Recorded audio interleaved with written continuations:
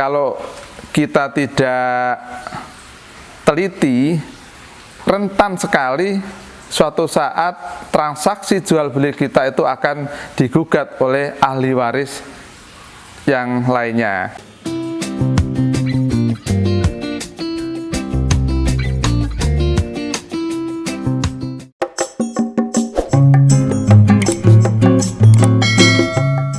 Halo, assalamualaikum Sobat Jamu Times. Pada video kali ini saya akan sharing bagaimana membeli properti yang properti itu masih atas nama almarhum.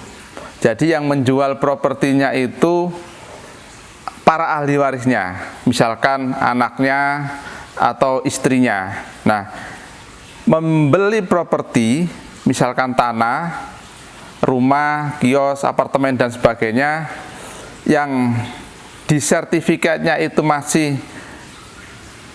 pemilik lama atau almarhum, itu berbeda ketika kita membeli properti yang di sertifikatnya sudah langsung ke penjual, ya. Jadi, nah, seringkali kalau kita tidak teliti di dalam membeli properti yang di sertifikatnya itu masih punya almarhum itu atau almarhumah, seringkali terjadi masalah. Masalah yang pertama yang biasa muncul itu, dan ini berdasarkan pengalaman saya, di setiap ada tanah atau properti warisan itu berpotensi untuk saling bermasalah antara ahli waris. Artinya ini masalah ada duit, ya, ada properti yang nilainya mungkin jutaan, ratusan juta, miliaran. Nah, itu seringkali di antara para ahli waris itu belum sepakat bulat, pertama mengenai harganya, kedua mengenai pembagian berapa persen untuk ahli waris A, untuk ahli waris B, untuk ahli waris C. Nah, itu yang harus kita clearkan dulu. Kita cari info sebanyak-banyaknya. Jangan sampai nanti kita membeli tetapi di kemudian hari permasalahan mereka itu juga akan dibebankan kepada kita. Nah, selain itu yang namanya ahli waris itu kadang-kadang ada yang nakal. Contohnya seperti ini. Misalkan saya pernah itu membeli tanah kosong. Kebetulan mereka 4 bersaudara, ya. 4 bersaudara ini, saudara pertama, nah yang kedua ini punya tanah, sebidang tanah. Kemudian dia punya saudara ketiga dan keempat. Kebetulan yang punya tanah ini, nomor 2 ini meninggal dunia. Dia belum kawin atau belum nikah. Sementara orang-orang tua mereka, keluarga berempat ini sudah meninggal semuanya. Nah, ternyata pemilik ahli waris yang nomor 1 ini agak karena yang ahli waris ketiga dan keempat kebetulan juga sudah meninggal. Jadi tinggal dia satu-satunya saudara kandung yang masih hidup. Tetapi kan secara ahli waris itu anak ketiga itu punya 2 anak. Anak keempat itu juga punya 2 anak. Jadi seharusnya ahli warisnya itu adalah ada 5, ya, ada 5. Yaitu saudara yang masih hidup, kemudian keponakannya tadi dari anak yang ketiga, kemudian 2 keponakan lagi dari anak yang terakhir atau yang keempat. Tetapi oleh ahli waris saudara kandungnya ini, dia mengaku kepada kelurahan, RT RW dan kecamatan. Jadi saat membuat surat ahli waris, mereka bilang ahli warisnya ya cuma saya saja, dia bilang begitu. Jadi cuma 1 orang. Nah, hal-hal seperti itu kalau kita tidak teliti, rentan sekali suatu saat transaksi jual beli kita itu akan digugat oleh ahli waris yang lainnya.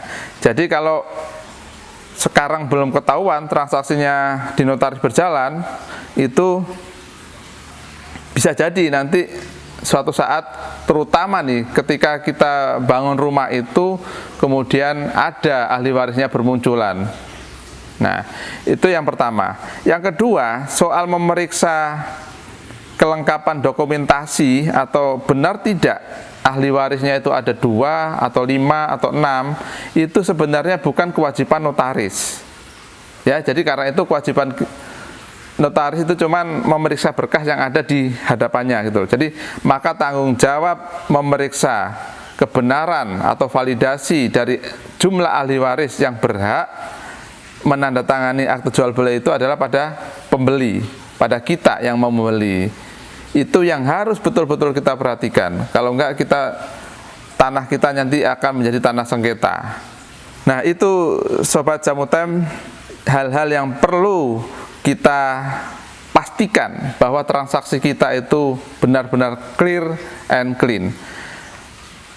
Lalu antisipasinya gimana, kan begitu? Kita nggak tahu nih, benar nggak si A ini ahli warisnya cuma 1 atau si B ahli warisnya cuma 2. Nah, itu biasanya kita melakukan verifikasi kecil-kecilan. Kalau saya biasanya itu saya datang ke tetangga kanan kiri atau ngobrol gitu ya, saya tanya itu tanahnya siapa, kemudian ada enggak ahli warisnya, saudaranya berapa, seperti itu biasanya saya. Dan itu relatif agak membantu ketika kita memastikan siapa saja ahli waris pemilik tanah itu. Nah, yang ketiga, itu biasanya di antara ahli waris itu mereka itu biasanya sudah mencar ya lokasi tinggalnya. Misalkan ada yang di Bali, Jakarta, Surabaya. Nah, kalau ketika kondisinya seperti itu, bagaimana untuk tanda tangannya waktu akte jual beli? Itu juga seringkali ada kendala ya. Mencocokkan waktu mereka untuk datang sekali waktu di notaris itu juga seringkali menjadi masalah. Nah, karena bisa jadi mereka nggak mau datang karena kesibukan, atau bisa jadi mereka nggak mau datang untuk tanda tangan karena masih ada rasa dongkol, ya, merasa pembagiannya tidak adil. Nah, itu hal-hal seperti itu ada saja.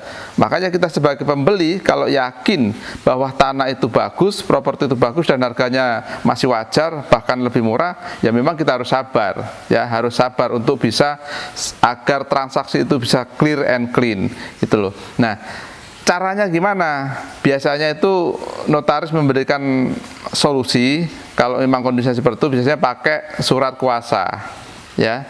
Jadi pakai surat kuasa menguasakan penjualan itu kepada salah satu ahli waris yang ditunjuk untuk mewakili, itu kan biasanya seperti itu. Kalau tidak ada surat kuasa, kemudian kita mengharapkan semua ahli waris datang pada saat waktu yang sama di hadapan notaris, itu sangat sulit biasanya, ya. Dan itu yang ketiga. Keempat, saat kita mau membeli properti yang masih atas nama almarhum, itu jangan sekali-kali memberikan pembayaran besar atau bahkan lunas sebelum semua dokumentasi, semua dokumen legalitas maksud saya itu clear dan semua ahli waris sudah tanda tangan di hadapan notaris. Karena sekali kita sudah memberikan pembayaran lunas, wah, jangan harap permasalahan tanda tangan atau permasalahan dokumen yang lainnya itu akan dengan segera bisa diselesaikan. Karena kalau yang namanya ahli waris, mereka sudah merasa tidak punya tanggung jawab semuanya. Jadi biasanya saling mengandalkan, itu kan tanggung jawab saudara saya A, B, C, D itu. Jadi saling lempar. Karena itu jangan pernah sekali-kali membayar harga rumah atau properti itu lunas atau dengan pembayaran besar. Kalau bisa pembayarannya dicicil atau diangsur sesuai tahapan pemenuhan dokumen legal yang lengkap. Nah, itu Sobat Jamu Time apa yang saya sampaikan.